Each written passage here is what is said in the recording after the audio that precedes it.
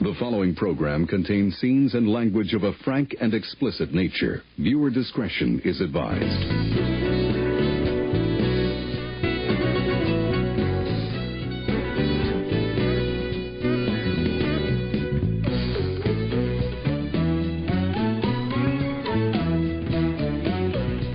Hello and welcome to Film Jitsu, the podcast that wields films as deadly weapons. We're your hosts. I am Jay. And I am Mike. This week, Mike's boldly going where no one has gone before, or more precisely, where no one should have ever gone before. Yeah, I tasked him with Star Trek V, The Final Frontier, a movie that's so well known for nearly sinking a successful franchise and is the only major directing credit from star William Shatner. After we hear Mike's views on that, we'll discuss our bottom 5 gods and wrestle up some staff picks before Mike reveals what he's got in store for me to watch for our next episode. But before that, let's hear a bit from the trailer for Star Trek V. Fascinating. How often have you done this? Actually, it's my first attempt. Fire the rockets! You never cease to amaze me. Nor I myself. This is the boldest trek of all. Warp speed now. Star Trek V, The Final Frontier. Mr. Scott, you're amazing. Oh, there's nothing amazing about it. I know this ship like the back of my hand. Mike, you're not a Trekkie, a Trekker, or anything else even remotely resembling a Star Trek fan, correct? That's fair. Yep. You don't even know the difference between a Trekkie and a Trekker, do you? Is there one? I really didn't. No, I didn't. No. And yet, you are about to embark on a discussion on a movie that bets very, very heavily on not just familiarity of the characters from the original Star Trek, but bets on fondness for those characters. And for someone like me, who could be considered both a Trekkie and a Trekker, meaning that I'm a fan of TOS and TNG, the original series, and The Next Generation. Okay. Star Trek V should have seemed like a slam dunk. We get the continuation of an ensemble that has been, at that point, adventuring together for over 20 years. But the film also boasts as high concept a premise as this franchise could possibly offer. What happens when the crew who boldly goes where no one has gone before encounters the ultimate discovery any sentient race could ever make? God. This should have been a slam dunk in '89, which was just a couple years after the box office smash of Star Trek IV, the funny one with the whales, as it's known to both Trekkies and Nod fans. Hold on. Yeah. Are you making that up? This is going to be a thing. You could say anything, and what do you mean the whales? You wouldn't even know. The one with the whales? The one with the whales. Is this you seriously don't know what I'm talking about. Is this whole episode a put Oh on? my God. Like, am I? Well, you saw. Are you playing me for a fool here? I feel like I'm just nodding, like, the whale one. Okay. The whale one, yeah. Then there was the one with the gremlins. No, those were tribbles. Sorry. How would I know? No. How would you know? Well, this was in '89, and this was at the height of Star Trek furor. If you think about it, it's 2 years after Star Trek IV, which was a really big hit. It's about 2 years into the run of The Next Generation, which is really when that show started to hit its stride. But instead, this film, Star Trek V, proved to be a financial, critical, and audience disappointment, garnering 5 Golden Raspberry Award nominations that resulted in 2 wins for first-time director William Shatner, 1 for director and 1 for actor. So with all that said, Mike, did Star Trek V make you see God, or was it, like it was for everyone else, a cinematic 2-pump chump? Before I get into that, I would like to start this episode with a word from our sponsor. This week's episode of Film Jitsu is brought to you by FederationRocketBoots.com. Federation Rocket Boots, to boldly go where no man has gone before. Please enter coupon code JITSU at checkout for 15% off your next purchase at FederationRocketBoots.com. Dun, dun, dun, dun, dun, dun, dun. Jason, there's so much to say here. First off, I think I want to establish, and in answering your question, I'm going to do my best not to be precious here or obtuse purposefully. It is important to know that I don't know an awful lot about this franchise. And I do know a couple of things. Some of those, I think, zeitgeist, I know what the Vulcan grip thing is. When that happened to a horse, I could see it for what it was. I know who Kirk is, that kind of thing. I know some of the big stuff. But when you tell me there's a movie with whales, I have no way to know whether or not that's true. This might have been maybe your cruelest ever selection for Film Jitsu, because what you managed to do was turn me off on a franchise that I think for 20 years you have wanted me to find my way into. And so what happened here was that this is Star Trek V. I'm not even supposed to be here today, where Kirk gets called into work on his day off. And I'm a little speechless, honestly, at what this movie is, because I sat there the whole time thinking I knew what Star Trek might be. Mm-hmm. And then I got this movie. Right. And I thought, have I been wrong about all of this all along? Because I thought I wasn't interested in it for some particular reasons. And then I saw this movie and found out that maybe I'm not interested in it for an entirely different set of reasons. Sure. I guess I have to ask, going into a movie, here I am. Okay, I've heard so much about Star Trek, a movie where we trek the stars. And then I spend 20 minutes at the beginning of this movie, like, here we go. Yeah. I'm gonna watch Star Trek. Why am I watching some shitty Western where old dudes go camping? And sing "Row, row, row your boat"? What the hell was going on at the beginning of this film? I think is the question that everyone asks. The guy, and I can explain it. Okay, I can explain why. Because what I want to say, and I think hopefully you'll affirm this for me. This whole movie felt to me like one of those Netflix reboots. But I never watched the original show. Like I felt like I was watching like Punky Brewster, the new cast. Am I wrong in that? Was this whole movie kind of a nostalgia trip that I don't have a frame of reference for? A little bit. But I think that what's interesting is it'd be more like Fuller House because it was the same cast. Right? Yeah, yes. But I think what happened was they finished an arc in the film series. It began in Star Trek II.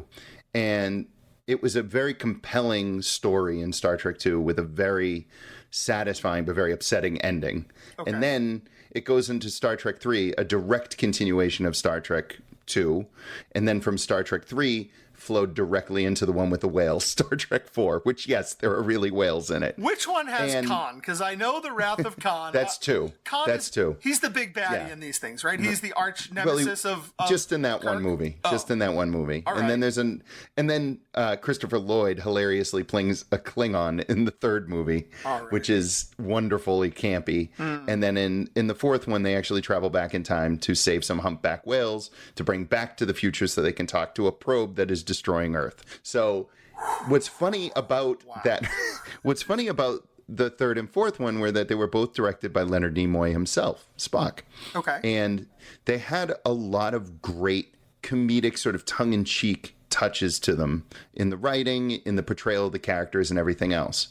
So what happened with Star Trek V is they ran out of story. They had finished the arc, and they were sort of almost like rebooting, right? In many respects. Rocket booting. Rocket booting, huh? right, exactly. You have to tell me, is that kind of dumb technology a that part never of this was in franchise? No. Because here I am. I'm like, what do I know about James T. Kirk, right? A guy who's a namesake for your child. He's supposed to be so cool that he's a guy that you love enough as a character that you named your son. Yeah, but he wasn't the one on the rocket boots. No, he's not the one that was on the rocket boots. He was free climbing like he was Tom Cruise in a Mission Impossible movie. Like, so here I am, like, okay, James T. Kirk is like this suave, cool motherfucker, laying pipe throughout the universe, always in the right, always the coolest guy in the room. And now here I am, he's wearing Jordache mom jeans and a flannel shirt in the first 10 minutes of this movie. I was rough. Has everybody been lying to me about this franchise for my whole life? No, not at all. I feel like maybe Star Trek has been a big practical joke that everybody's been playing on me. I think that the love really comes from the time spent with the characters. And I think that this movie trades really heavily on that, as I said in my setup. And it fails miserably. It fails in the humor aspect because it thinks we want to see this with these characters. Okay. But in fact, we really don't want to see it. We don't want to see a 20 minutes of them in a national park somewhere, climbing rocks and singing "Row, row, row your boat." Row, row, row your boat gently down the stream. Merrily, merrily, merrily, merrily, gently down the stream. Merrily, merrily, merrily, merrily. Come on, Spock. Why didn't you jump in? I was trying to comprehend the meaning of the words. It's a song, you green-blooded Vulcan. You sing it. It feels forced. It feels awkward. Yeah. When they finally do get to the ship's is ramshackle and everything's falling apart. It's very comical, but it's not funny. The whole thing felt like a dad joke sitcom to me. Like, yeah, I was waiting for Kirk to ask somebody if they were working hard or hardly working. It was 100%. It was that kind of thing. And you're right. We get to the Enterprise, which I know is the ship, and it's supposed to be like the coolest ship in the galaxy. And then I get there, and the whole thing is like falling apart. The point of the show, right, was never that there was really too much difficulty with the ship. If the ship took on damage, right, and a battle or something, then Scotty would work some sort of magic or whatever, and then he would be able to make it fly. Or they'd fly back into time, but then they'd have to do some other crazy thing to come, so. That's always been my perception of the show. I joked before, but I was serious that my only frame of reference for Star Trek was that I watched the last 10 minutes of a lot of The Next Generation because I was waiting for Knight Rider to come on. Right. And so my entire perception of this show is that basically something isn't working, and if we just sort of misuse this technology or repurpose the thingamajig, then we can either get the shields up, shoot the thing, or fly away fast. And, sure. And it's always some creative, like, if we reroute the power thing to the whatchamafudge, then off we go. And that's right, the end of every one of those shows that I ever saw. And I was kind of like, okay. But here I am, this introduction to your beloved franchise, and the ship is a piece of shit. The whole thing is like some kind of Honey, I Shrunk the Kids gag reel where, like, nothing's working right. And I guess in some ways, I really did feel like I was like, man, I'm never going to get into Star Trek after this. No.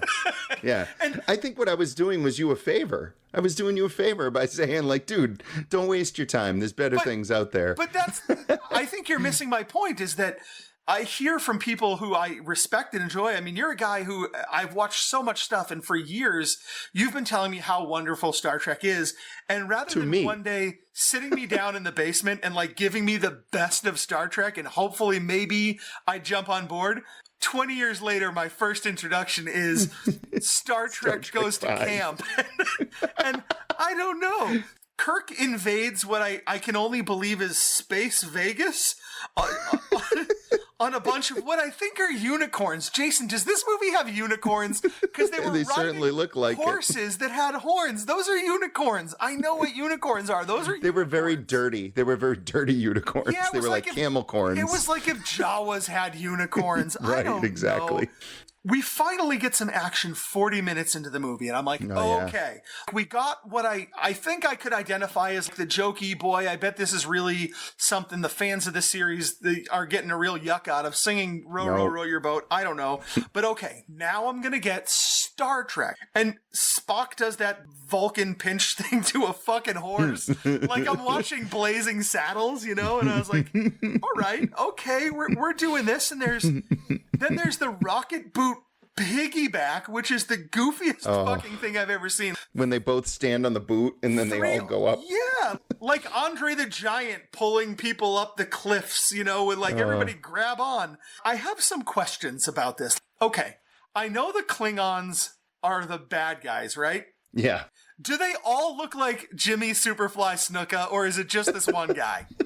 Just this one guy. Because there's that one you're guy. So right. So he's the bad guy. He's got the eyes. Yeah, he's flying around, and I was like, that's Jimmy Snuka. I know the Superfly when I see him. And again, like, this isn't me trying to be cute. I honestly don't know if this guy is what all the Klingons look like. Well, they all do have the bunga hair with the dead crab sort of on their forehead. Yeah, but okay, yeah. Worf. Worf is a Klingon, right? But he's one. Yeah, Worf is a Klingon. He's one of the good ones. Is this? Well, that's further in the future. Oh, okay. Next generation. All right. So this movie had no real story. It had no real parable. It had no real. It wasn't saying anything. It really didn't. They go to Shakari, which is supposed to be heaven, right? And so I'm like, okay, now we're going to go to heaven. This is going to be fucking tough. It's a dust bowl. there's just a little bit of turbulence. It's like, bump, bump, bump. Oh, that was a bad time. Look, heaven. And I was like, okay. The Great Barrier was not difficult to cross. So now we're halfway into the movie and it decides to turn into a movie. Okay, great. So now we get some action going. We've met the bad guy who is Spock's half-brother. The film decided to do nothing with that little bit of drama, aside from like, oh, come on, man, but I'm your brother. And then just when I think we're about to get a movie going, we're back in the row your boat fucking campground just as fast as we got there. I'm like, the Great Barrier is easier to get through than driving to Logan Airport. Okay, now we're going to have a face-off with God. This is my understanding. We've gone to Shakari, which is Shakari a thing in Star Trek before this movie? No, it wasn't. It was named. Do you know why it got that name? I don't. I'm not sure if you know, but the role of Sybok, who plays that's Spock's brother in the movie, the guy that's sort of saying we've got to find God the whole time, and he's not the guy who's not Sean Connery. The guy that's not Sean Connery that clearly should be Sean Connery. Yep. Shakari. Sean Connery. Shakari. Oh, really? They literally named it as an homage to Connery because he was originally contracted to be part of the film. Yeah. I legitimately had no idea that was the thing. Yeah. I just watched this movie and I was like, man, this movie really wants that guy to be Sean Connery. And that's kind of representative of everything I felt about this movie. Like, this version of Sybok is the, like, diet Mr. Pibb version of Sean Connery. And that's what I felt the movie was. I thought that the effects in this movie were unforgivably bad. They're terrible. I have seen the last 10 minutes of all of those Next Generation shows. Yeah. So I know what the Enterprise looks like flying through space. Granted, this was 1989, but Santo, The Abyss came out in 1989, right? One of the reasons that this movie has such piss poor effects is because Industrial Light and Magic was so busy doing other work that they couldn't do Star Trek like they had prior. So they went with this guy named Bran Ferrin. Industrial Light and Magic actually gave him the original models to work with, but Paramount was so cheap. Paramount was really who's to blame here. Yeah. They were like, okay, it's a franchise that makes some money. It's not a huge franchise. We're not going to put that much money into the film. They didn't. They shortchanged the movie ridiculously. And I feel bad for Shatner because he ends up with this on as his like one big time credit as a director. And honestly, the studio and the producers really screwed him.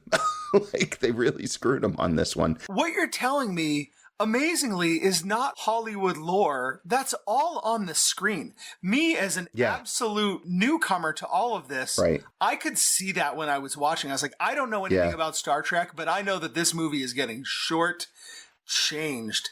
Yeah. It got shortchanged clearly in its effects budget, in the talent that it had to bring it all to life. Yeah, the story the screenplay itself, got ripped apart. All apart. Yep. Okay, so now we're going to have a face-off with God. Right. And what we get instead is like Sybok does this quit hitting yourself thing. And I actually had to go and look it up to figure out what happened because it was so unclear in the film itself what happened. Yeah. So it's not God. I guess it's a demon that thought it was it's an God. Entity. It's just an entity, not even a demon. Okay. Just an otherworldly entity that was like tried to pretend it was God. Yeah. But it does have one of the greatest lines in all of Star Trek. Okay. Where Kirk steps up and says, "Excuse me, I'd just like to ask a question. What does God need with a starship?" Bring the ship closer. I said, what does God need with a starship? Yeah.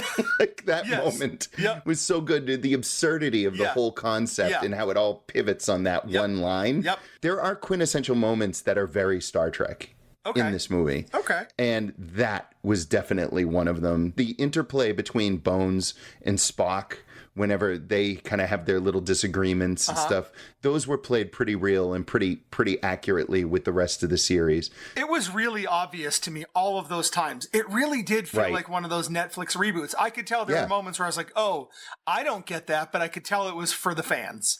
There was a lot of that kind of stuff. I've never been somebody that has had a bad word to say about Star Trek. I love fandom. I love people that are enthusiastic and excited about things. I want people to like what they like, enjoy what they want to enjoy. I think it's awesome that people love Star Trek the way that they do. My impression of it has always been that it's a kind of sci-fi that just doesn't really appeal to me. And so when I saw this, it was almost the opposite of the reasons I thought I wasn't going to be interested. After having watched this movie, if I kind of do the math, I'm going to go out a few decimal points on what I'm seeing here. I think I see what Star Trek is about and why it's so appealing. I can see if I take those relationships and I get them out of the rocket boots and the silly sing-along, I can see where these relationships in adventures throughout space are interesting. I can see the brotherhood, the kinship, especially these guys are a little bit older. Yeah. I remember kind of our good-looking running around the universe days, and now, I don't know, if you and I were hanging out, we might just sit around and sing campfire songs instead of painting the town red. I can tell that these are guys who used to paint the universe red, and now they're just sort of, they want to hang out in their dad jeans and ride around in their rocket boots and make a road trip to go see God and tell him to get fucked. I don't know. But I think what's really funny about this movie, again, is that it doesn't have anything to say, which is very unlike Star Trek. Star Trek really prides itself on having a central premise or or maybe several different central themes that are running through each picture. Maybe they're commenting on the current political situation of the world, or they're just commenting on getting older. A lot of like the Star Trek 2, 3, and 4, a lot of that is about letting go of who you were, and just like what you were talking about, really, and becoming who you are. And there's a lot of like meditation there, and a lot to do with paying for your past sins. I love your analogy of saying that it's like a reboot, because in many respects it really was. And I think we should just call it the re-rocket boot. Yeah. Oh yeah. Because that really is what it was. They were like the snow boots that I had in the 80s when I was a kid, only steam shot out the bottom and you got to kind of hover around.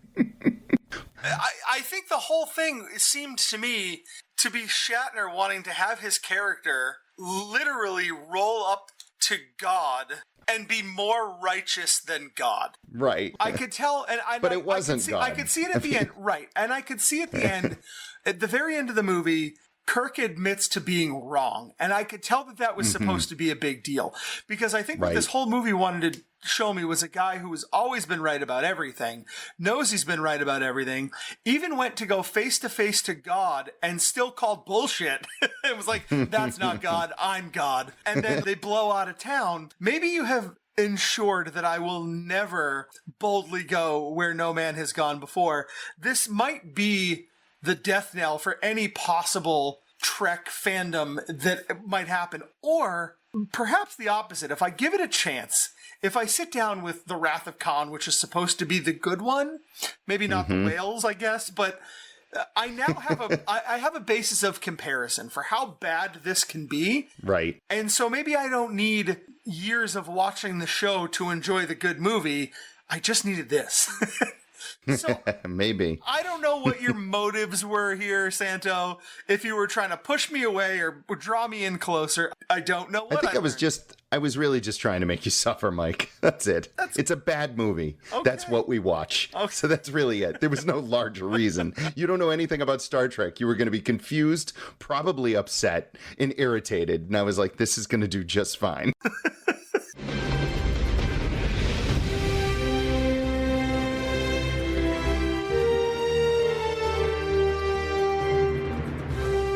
Well, whenever I think of Star Trek movies, I think about them by a single identifier, kind of like the title for Friends episodes. For instance, 1 was the one with the bald chick, 2 was the one where Spock dies, 3 was the one where the Enterprise blows up, etc. Well, 5 is known to me as the one with fake God. So it made sense to me for our bottom 5 for this episode to be the one with the bad gods.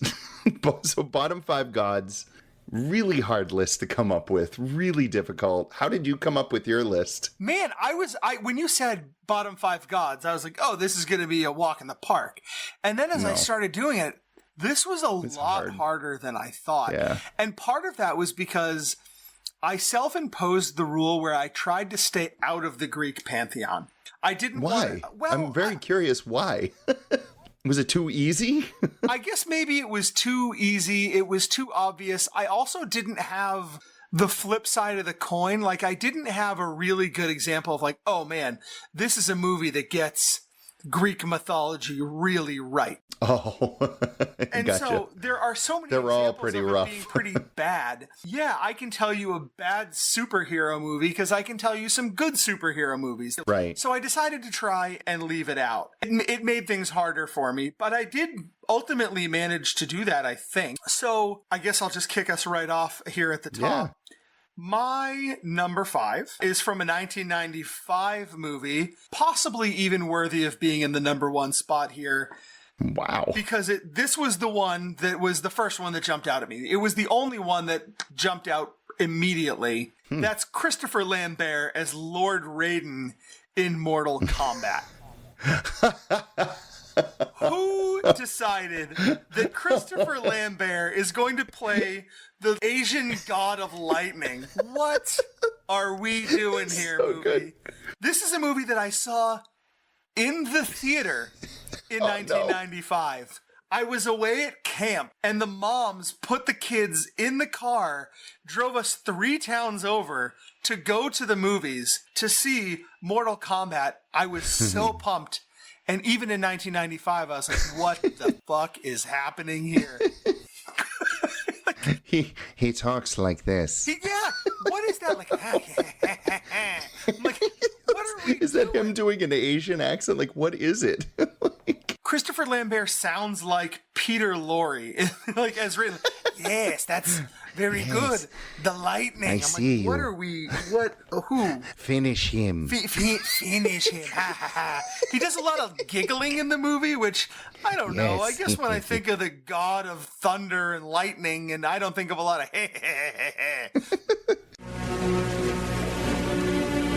The fate of billions will depend upon you. Sorry. Talk about whitewashing, Jesus Christ. And so, yeah, this was the one for me. I put it at number 5, even though I think it could be number 1, mostly because I think the actual gods that I have in the rest of my picks are probably worse at being gods.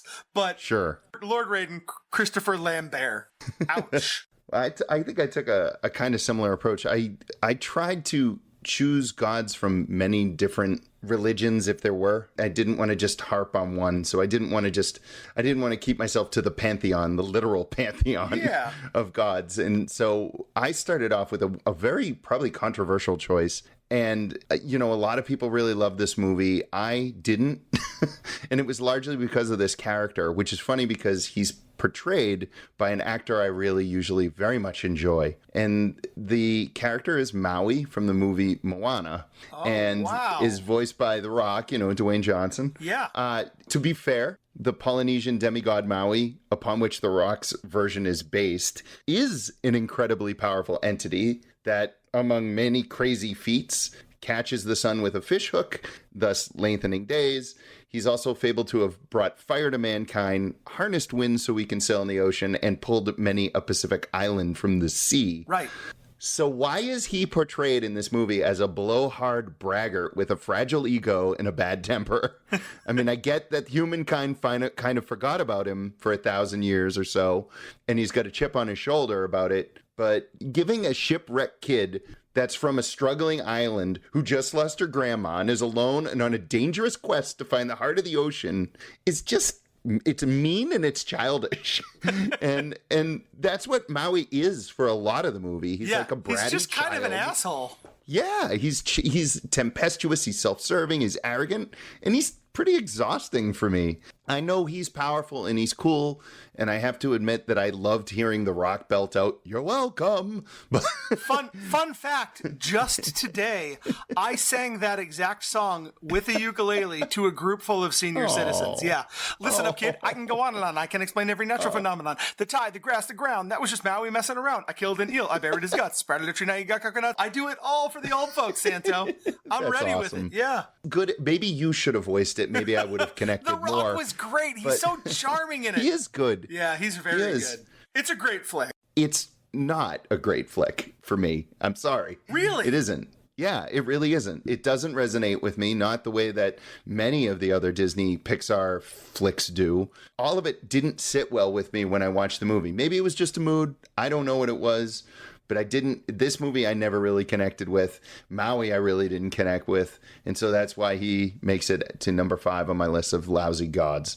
My girls really went for the movie. Moana is the main character, and I think my girls identify and he's the with her. sidekick. But you're right. He's just the asshole the whole time, unnecessarily, to a lost and scared child. You're right. It's a good pick. It's a good pick.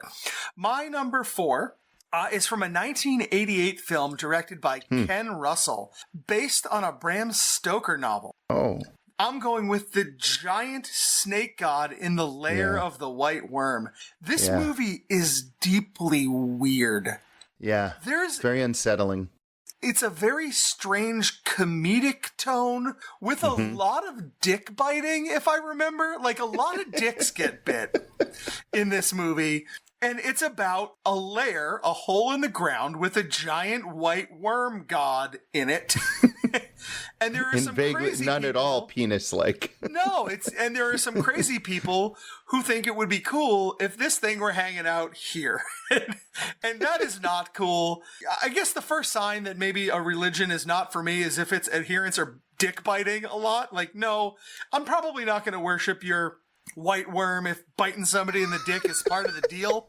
So it is deeply weird. In fact, honestly, I kind of even regret putting it on my list because I think it would have made a great Film Jitsu episode. Oh, let's do it anyway. Yeah, it doesn't matter. We don't. Maybe come Halloween time. Yep. Well, 1988, The Lair of the White Great Worm. choice. That snake god is nope. No, thank you. Well, I'm right around the same time with my number 4. It's somebody that you know very well. It's Vigo. I almost Vigo the put Carpathian Vigo on my list. Well, in considering this list, I almost put down Gozer from Ghostbusters and Ghostbusters Afterlife because, let's be real, while the movies are really good, Gozer as a god is pretty weak sauce. Yep. I mean, like, choose the form of your destroyer.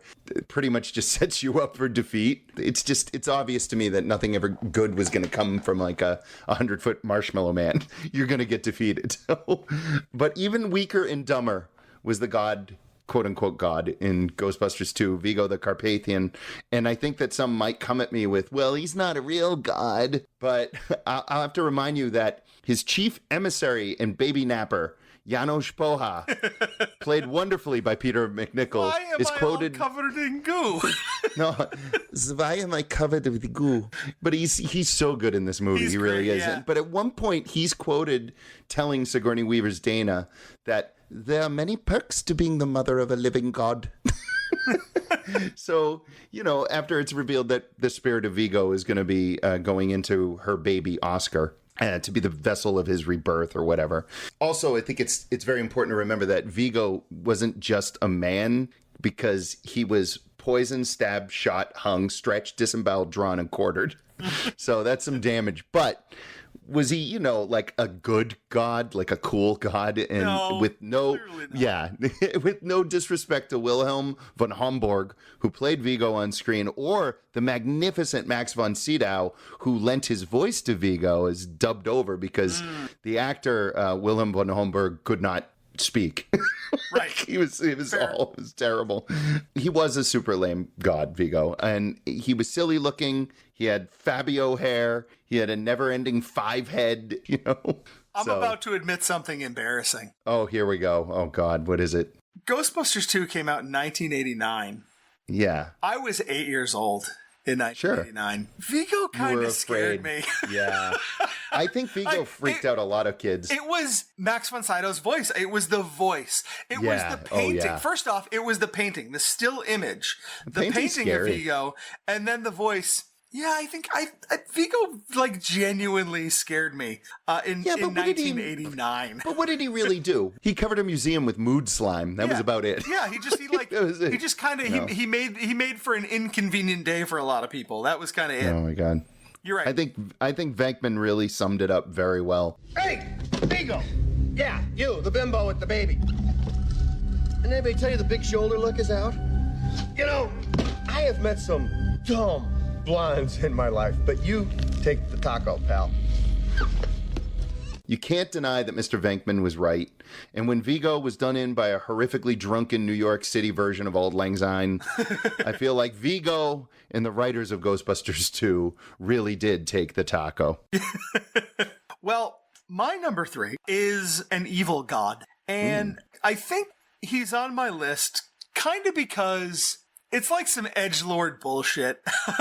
I'm going with Leviathan, the god of hell from Hellraiser 2, Hellbound. That's an awesome choice. Pinhead's boss. How are you the god of the assholes, I guess? I'm not a big fan of the Hellraiser franchise. No, the first Hellraiser is a movie. The second Hellraiser has seen the first Hellraiser before. Right. And then all of the other movies are absolutely worthy of film jitsu, and I am sure we will cross one of those Hellraiser sequels at some point. But Leviathan, the god of hell, really, dude? I don't know. Like, he's probably working a desk job now. He still has... He's covering his tattoos up with long sleeve shirt. I don't know. I got no use for the guy, so that's why he made it on my list at number 3. I love how he's cast as just straight up useless now. Oh, yeah, like just lame. But if you think about it, office work, that is going to be what hell is at the end of the day. Yeah, you're probably right. It's going to be, you're going to wake up and be back in that job that you had. Oh my God. And there's Leviathan sitting at the front of the like office. The Bill looking for the Lumbergh of TPS hell. reports. Yeah, yes, exactly. Well, my number 3 goes in a completely different direction, and that is 1981's Clash of the Titans. We knew that a Greek god was going to show up on this, but which one? Which one? It's Poseidon. So on film, I cannot think of a worse portrayal of a god than in this sword and sandals epic. It's true that the Greek gods were a reflection of the psychology of we humans and that they were subject to the same failures and foibles as we are. But they were still supposed to be mighty and powerful and threatening. And among them, Poseidon was the god of arguably the most powerful force on the planet. The sea, right? And yet, in Clash of the Titans, all you see of the great god Poseidon, who, by the way, was also god of earthquakes, storms, and horses. I don't know why. There's always that one, right? There's always why? Yeah. But anyway, all you get to see of him in this movie, more or less, is lifting a giant gate to release the Kraken. That's it. Wow. So essentially this vengeful, vindictive, greedy, and ultra-formidable god was reduced to the same level as the dude that kept the Rancor monster in Jabba the Hutt's palace. I think a lot of the gods get short shrift in Clash of the Titans. I mean, they all play second fiddle to Harry Hamlin, which is pretty insulting. But poor Poseidon, you know, he gets to do almost nothing but look dumb. I feel bad for veteran actor Jack Gwillem. I mean, here you got this Shakespearean actor who starred in many a production on stage and on screen to just gape as this thing goes and just to pretend that he's god of the sea like he's floating underwater. It's the kind of thing that makes you go home and eat the macaroni and cheese right out of the pot. Yeah, for sure. Why can humanity not get the god of the sea in any form? Like, Aquaman is clearly the dumbest superhero. God. And so bad. Being in charge of the seas should be like the most badass thing there is. The only time we've ever even come close to getting it right is Ursula in The Little Mermaid. Like, I'll take Ursula over Aquaman any day of the week. Any day. Yeah, you know what? What I'm more interested in is like that weird tacked on god job that you're talking about. Like why do you get to be the god of tornadoes and fire and harmonicas? Like there's a bunch of stuff left over at the end, like you're playing some weird episode of God Chopped where you're like, okay, you've made a stew, now you gotta put a belt buckle in it. You're like, what the fuck? Why am I in charge of belt buckles? It's ridiculous. Oh, God. That would have made a more fun list, honestly. We should have just go bottom 5 God jobs. That would have been that one. That's such a good pick. Oh, man. My number 2 pick is going to be a little tricky because I don't know if I actually understand what is happening in this movie. I don't know if I'm about to explain it right. I do like it.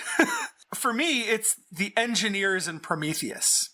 Oh, cool. What a great choice. What a great choice. Thank you. Yeah, so I love that. This is a very complicated, like as many times as I've watched the movie, I'm still not 100% sure I can tell you that I know exactly what the narrative is, but I think what happened is humanity travels across the universe in search of their genetic progenitors, only to find out that they're just kind of assholes who don't care and didn't really even mean to make people in the first place. There is no grand god at the other side of your Great Barrier. Right. They're just some dudes who didn't really even know you exist and kind of don't give a shit. Well, sort of. They were actually going to clean shit up, and they were going to get rid of us using the xenomorph. Right, and so and it all gets very complicated. The engineers, as they are, these kind of great big space assholes who would prefer us dead than alive.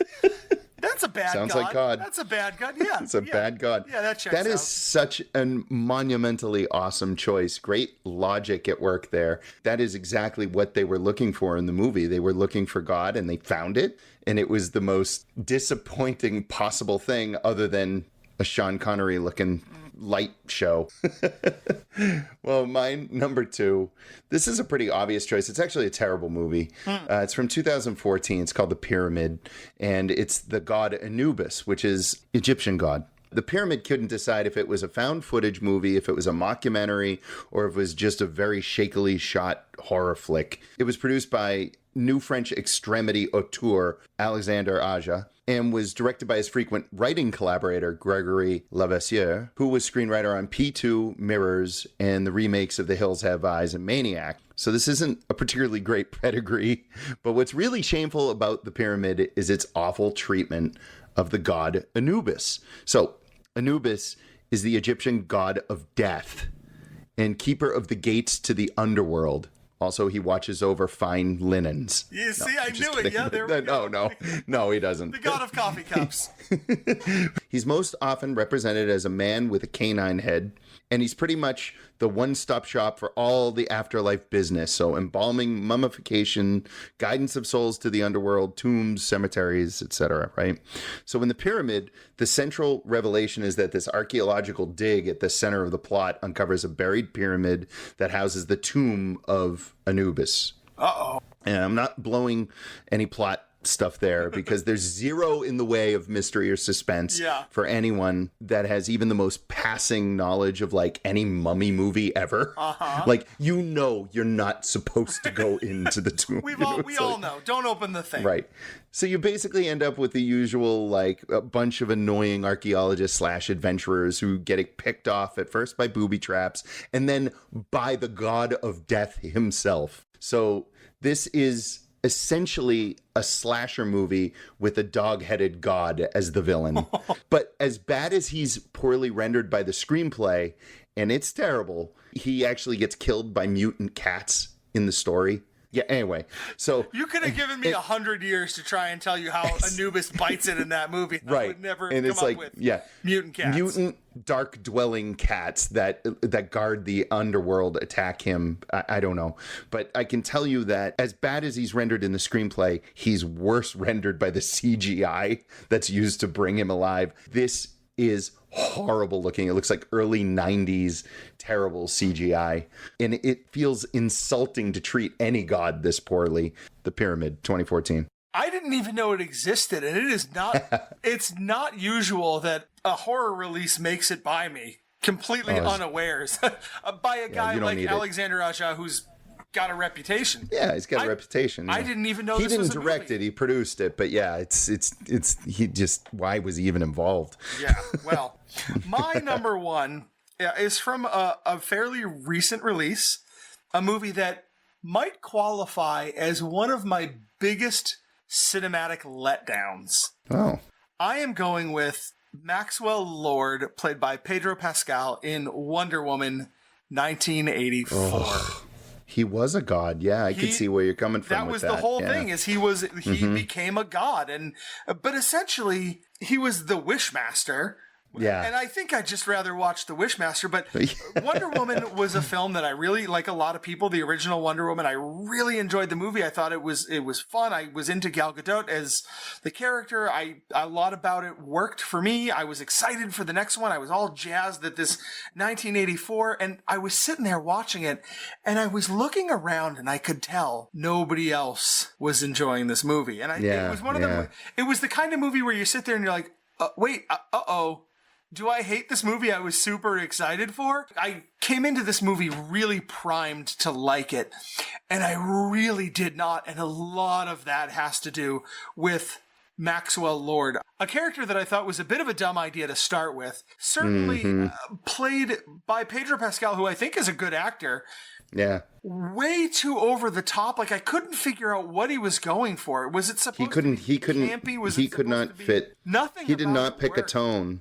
Yeah, I feel like it is a shame because he is a good actor, and I think that there were pieces of his role in that movie that resonated as like a father not wanting to disappoint his child and everything, but then like that stuff for me actually worked in a movie that I don't like Gal Gadot as Wonder Woman. I don't think she's particularly good at all. I think Chris Pine in the first movie really helps out a lot, and even in the second movie helps out quite a bit.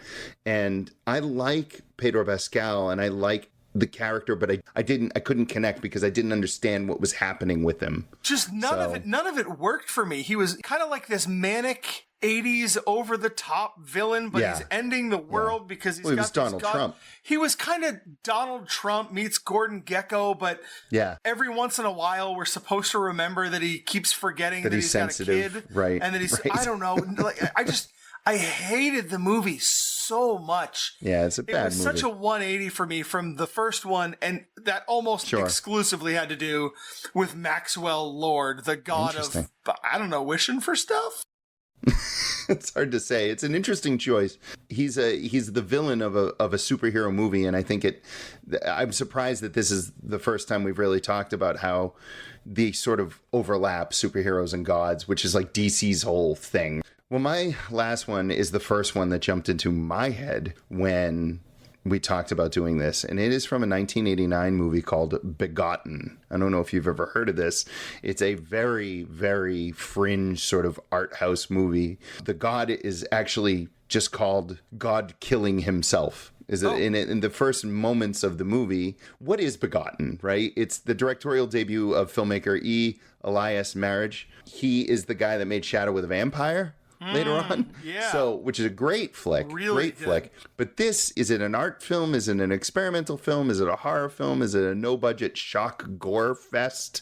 Is it a meditation on existence or an endurance test? And I think it's all of that, but it's got this like really vile and indelible imagery of a god disemboweling himself. It's like this cloaked figure in a white robe with a straight edge razor that's driving the razor into himself and cutting out his entrails, and they're spilling all over. And this goes on for maybe probably about 5 to 7 minutes, just spilling and bleeding and shaking. And I think possibly some of the imagery, it's black and white. It's shot very grainy, so it almost looks like Super 8, honestly, that's been blown up to 16 millimeter or something like that. It is very reminiscent to me of the imagery that was used for like the videotape sequences in The Ring. Okay. And The Ring, of course, came quite a ways later. So I think it's entirely possible that some of the folks that... I'm talking about Ringu, the Japanese film. But I mean, the idea of just a god killing himself, I guess thematically it's supposed to be he's giving, a woman comes up out of the entrails, and it's supposed to be like the birth of Mother Earth.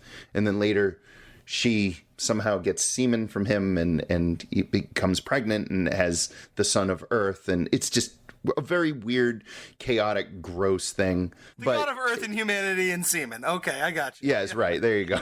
I really don't know what to make of the whole film, which is why I thought maybe it was what was on your list when you said I don't really know what to make of it. I never knew what to make of this.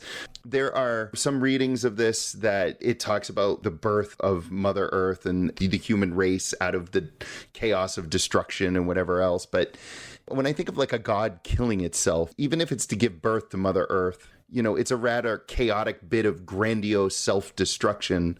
And I find that interestingly parallel to the death of Christ, who is also considered God and the Holy Spirit himself, and who gives birth, I guess, to forgiveness. That's some big thoughts for our little podcast. So I'm just going to say that Begotten is a sloppy but visually compelling student film that was cobbled together by some New York art school types, and it gained attention from the writer, filmmaker, activist Susan Sontag, who called it, no lie, a metaphysical splatter film and one of the 10 most important films of modern times. Whoa. So she liked to champion some questionable shit when it came to film criticism.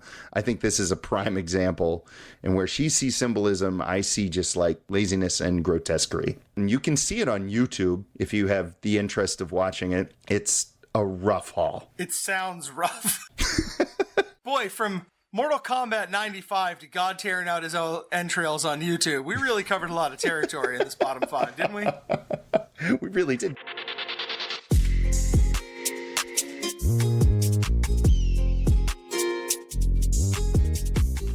Well, Jay, we made it through our bottom five gods. Here we are, just mere mortals, back on the other side, all of that behind us. Now is a chance for us to talk about a couple of good films. It's our staff picks. I want to hear what you have for our listeners this week. Well, during the pandemic, Christopher Nolan released a movie called Tenet that hit theaters probably at about the worst time imaginable. They were trying to force people back into cinemas.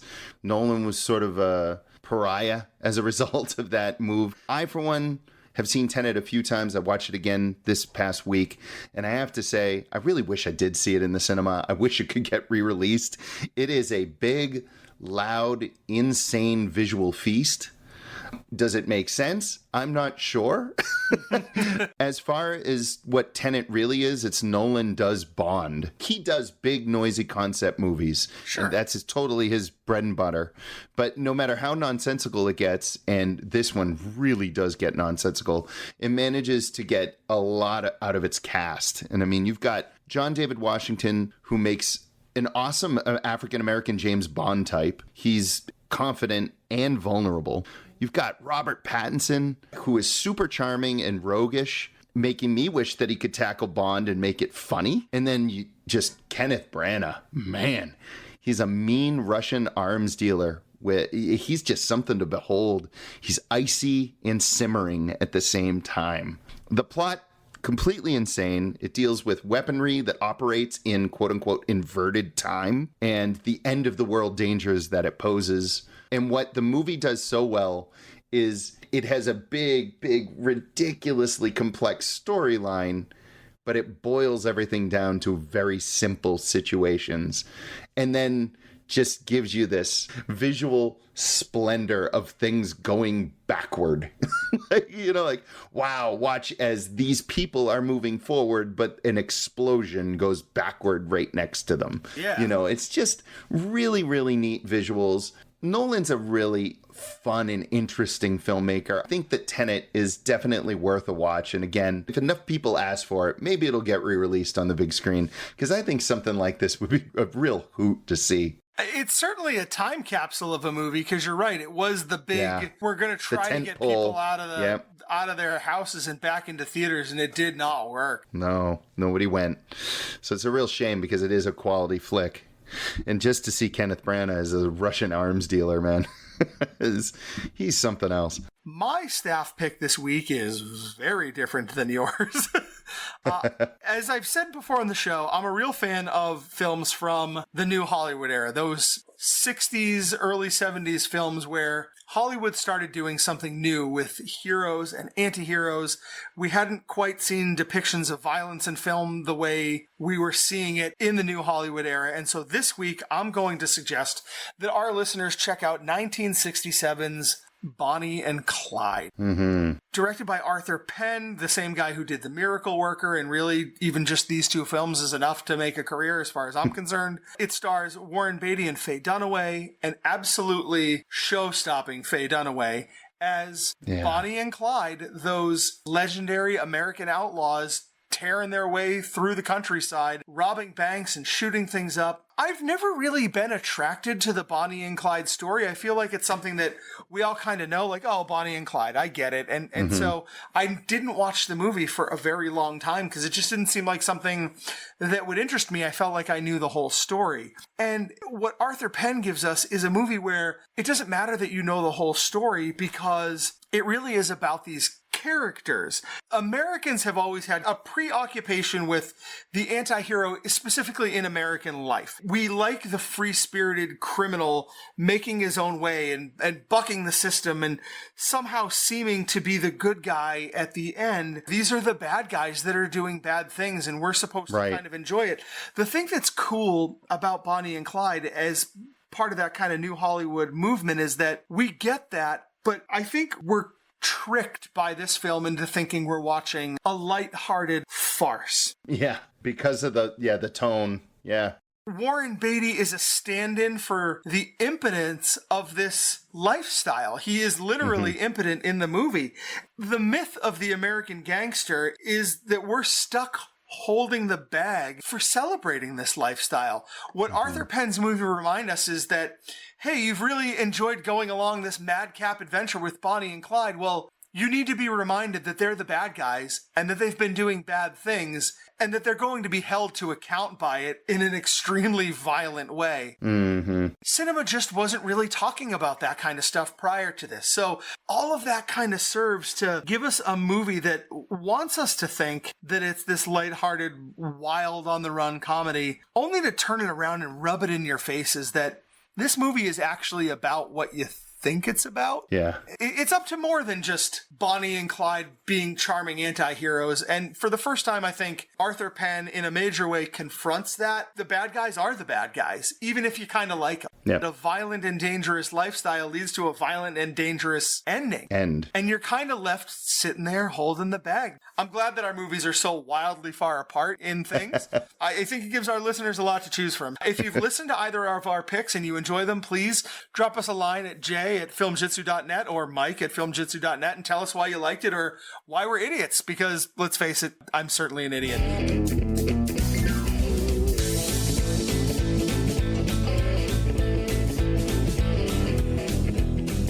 Well, I got to say that last swing that I took at you was probably the meanest swing that I've taken yet. I think we can agree with that. I finally came at you with a true Film Jitsu pick. You did well, Mike. I gotta say, I thought that it was going to be a lot more of a struggle to find something to talk about other than you rat bastard Santo. I felt an incredible responsibility to rise to the occasion because I know how near and dear Star Trek is to you, and the only thing that would have been unfair would have been for me to be dismissive of it out of hand. So I felt like I was defending your thesis. But I mean, we all have to pay our dues. And now it's my time. Now it's your time. This was a bit of serendipity because there's a movie on my mind for a little while, and I wasn't quite sure when to pull the trigger or how to get it in there as being the right time to make you watch this. And then you gave me Star Trek. And what have I been talking about all the time as we've had this Star Trek discussion? My introduction to Star Trek is the last 10 minutes of Next Generation before Knight Rider comes on. Well, Jay, they made a Knight Rider movie. Oh, come on. They made a Knight Rider 2000. After Knight Rider had come and gone, they decided to take Hasselhoff back to the well. And so, yeah, in fact, there was a Knight Rider 2000. Our first entry into a made-for-television film. Oh, my God. I wasn't sure when I was going to give this to you. And then, on a golden platter, yeah. How else could I follow Star Trek but with Knight Rider? It's what I've been doing my whole life, baby. And so, for our next episode, you're going to sit down with the Hoff. You're going to check in a past its expiration date Knight Rider film. You're going to watch Knight Rider 2000. Jesus. A reboot of a show that was fairly terrible in concept to begin with. I'm sorry, Mike. I know you were 8 years old and loved it, but man. Oh, you're not wrong. I mean, it's fast food. It's terrible for me, and I'm still going to devour all of it. 1986 came, some years went by, and nobody said, you know what I could use? I could use a little bit more Knight Rider. How about a movie? What's Hasselhoff doing these days? Nothing? Cool. Give me that. And so you are going to sit down and watch 1991's Knight Rider 2000, starring the original cast of the Knight Rider television show. There's going to be a couple of faces in there that I think you're going to be psyched to see. Some of your favorites that have supporting roles in the movie. Directed by a guy named Alan J. Levi. Do you know what else Alan J. Levi has done? I have no idea. Neither does anybody else, Jason. Enjoy your film. We're going to do our bottom 5 cars. Of course. It's simple. It's easy. We're not going to overthink this one. No Sam Raimi, the classic. Saying it now. Leave the classic out of it. All right. Sounds good. I'm up to the challenge. Let's do it. But until next time, I was your host, Jay, and he was your host, Mike. And we'll get the hell out of here. See you later. You bastard. Knight Rider.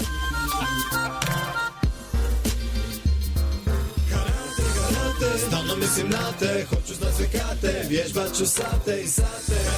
Karate, vježbat ću dok zadnji mi kjaj zostane izađe. No one's going to want to listen to this goddamn show. It's not too late to change the title of our podcast and nobody's going to listen to this goddamn show.